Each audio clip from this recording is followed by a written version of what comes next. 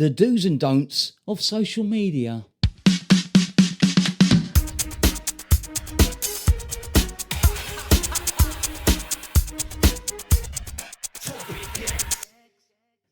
Alright, it's me, Topic X. Hello, you beautiful bunch. I hope you're keeping well. And also, I just want to say a big shout out to all my subs. And if you haven't subscribed, then please press your subscribe button. Why am I laughing? It's a routine. I feel like I have to say this on every start of the video. Also, Instagram, please come over and follow me. It's all private. Hush, hush. No one's going to know who you're following. All right? So that's safe. Today, we're going to be talking about the do's and don'ts of social media. WhatsApp, Facebook, Instagram, Snapchat. The main ones I focused on anyway. I'm sure I'll get some comments saying, oh, what about this and that? That's just predictable. But look, listen, we start with WhatsApp. Now, put your hands up if you've changed your profile picture within 2-3 hours of your ex leaving you. It's our little way of sending a message saying, A, look, this is me. B, I'm not affected.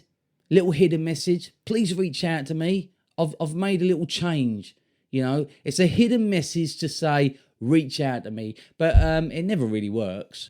As same as them horrible little ticks go grey. Wait for them to go blue. We're obsessed now by looking at these 2 blue ticks. We've sent a message to our ex.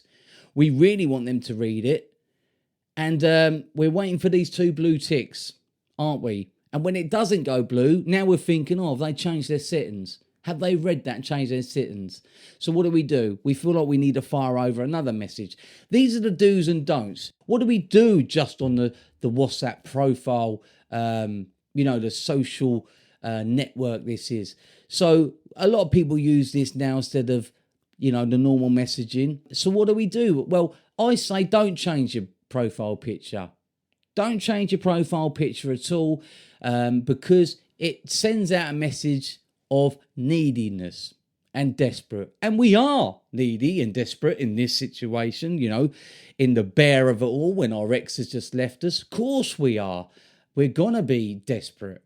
But I say don't change it because it's mystery if you don't change it. If you don't do anything and you completely disappear and you don't make any step forwards to get your ex to notice you, you're going to benefit. Don't change your profile picture. Completely leave everything as it was. Right? And I wouldn't even do the messaging because you're just going to be obsessed about these blue ticks, the grey ticks. Has it been delivered? 1 tick. It's been sent. Another tick. It's been delivered. Wait for it to go blue. When your ex is in that situation, 9 times out of 10, they would just leave it because they just made up their decision. They just want to walk away. They don't want all this baggage following them, snapping at their heels. So they will literally either change their settings so it doesn't go blue, and you're left now obsessed, even more damaged than what you was. Unfortunately, it's all about looking 1 step ahead. My suggestion is if you look 1 step ahead, you're protecting yourself, you're protecting your emotions, and you won't put yourself in these situations. So the do's and don'ts of WhatsApp: don't send them a message, don't change your profile picture, completely just leave it to how it was. And also, don't check up to see if your ex is online. My advice to you is completely come off WhatsApp. If they're on there in that list, delete them off that list. Don't put yourself through it. I know it's easy for me to say, but I am giving you the best advice to protect you and to work to the future and to try and spin things around. I am trying to protect your mental health in these situations. Now, let's move on to Facebook. Facebook and Instagram. When is the right time to block? I get that all the time. Matt, yeah? When is the right time for me to block? Well, I say this. If you don't want nothing to do with your ex ever again, block them, move on, job done. But if you want to try and spin things around, I would say always unfriend. And here's the reason why. Because you leave in a line of communication there. Even though you've unfriended them or they've unfriended you, when they want to know, they will add you as a friend. They will request you back as a friend. And that is when you know they want to have the lines of communication opened again. Sometimes, believe it or not, they will add you and request you as a friend. And then when you add them, they will disappear again. This is them calling you out. So you message them and go, why did you add me and now you disappeared? That's what they want. And they'll go, oh no, I done it all by mistake. Don't be fooled by this. This is them reaching out to you, calling you out because you are strong and you're not calling out to them. They do little things and hide behind it to try and get you to actually start the conversation because now they're worried of rejection, believe it or not. That's exactly what it is. When is the right time to block? So a lot of people will actually split up with someone and they're angry. They're like frustrated. Right, I am going to block them now. This is my way of getting back to them. Boom, you block, take that.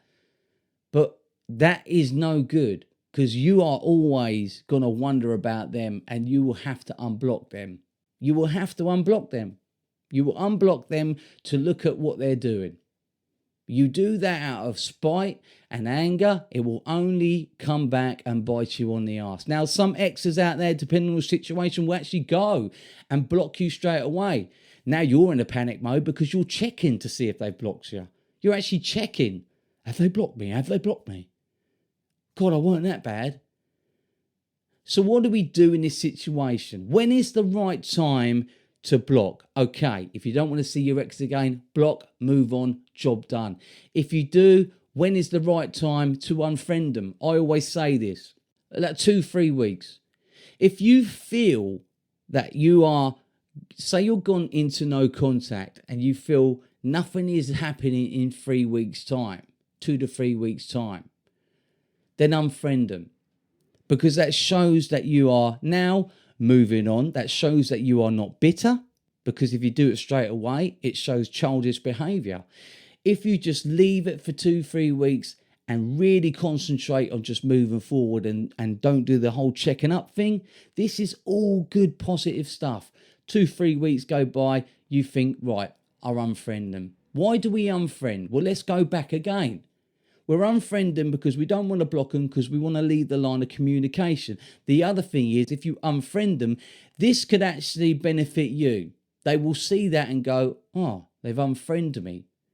But they haven't done it out of spite or desperation or childish behaviour because it's been 2-3 weeks. So maybe they are moving on.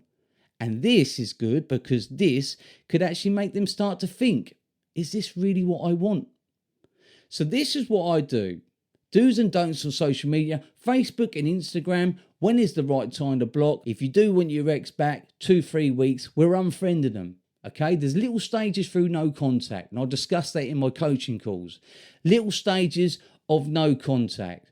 First of all, we go into no contact. We actually try and heal ourselves. That is our aim goal, to move forward and heal ourselves. But in the meantime, we let the void do its thing. We let no contact do its thing.